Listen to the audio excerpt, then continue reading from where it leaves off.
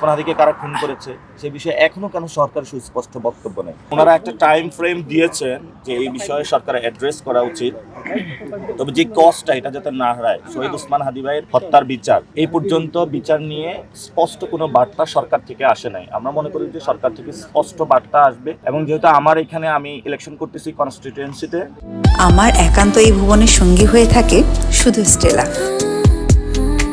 সেখানে যে কোনো ন্যায্য দাবির এবং যারা করেন তাদের কাছে আবার যাওয়া উচিত। সেই জায়গা থেকে আমার দায়িত্ববোধ থেকে এখানে আমি এসেছি। আমরা আশা করব দ্রুতই সরকার এই বিষয়ে যে শহীদ ওসমান হাদি ভাইয়ের যে বিচার সেই প্রক্রিয়া নিয়ে স্পষ্ট বক্তব্য দিবে জাতির সামনে, এবং এই বিষয় নিয়ে আমরা ওসমান হাদি ভাইয়ের পুরো বাংলাদেশের মানুষ ওসমান হাদি ভাইয়ের বিচারটা বুঝে পাবো, এবং খুনিদের দৃষ্টান্তমূলক শাস্তি হবে, যাতে ঢাকা ৮-এ কোনো সন্ত্রাসী এই ধরনের আর ঘৃণ্যমূলক কোনো কর্মকাণ্ড জীবনও করার সাহস না পায়।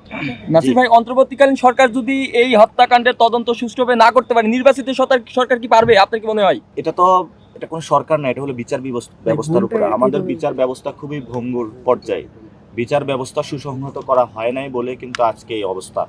সেই জায়গা থেকে আমরা মনে করি এই বিচার বিভাগ দ্রুত গতিতে এই বিষয়ে রায় দেওয়া উচিত, এবং যারা সুনির্দিষ্ট আছে গোয়েন্দা সংস্থা সে বিষয়ে অ্যাকশন নেওয়া উচিত। বাংলাদেশে অনেক ঘটনা ঘটে, মুসাব্বির হত্যাকাণ্ডে শুটারকে পাওয়া গেছে, ওসমান হাদিকে কারা খুন করেছে সে বিষয়ে এখনো কেন সরকার সুস্পষ্ট বক্তব্য নেই। সরকারের এই বিষয়ে মুখ খোলা উচিত। ঠিক আছে, ধন্যবাদ।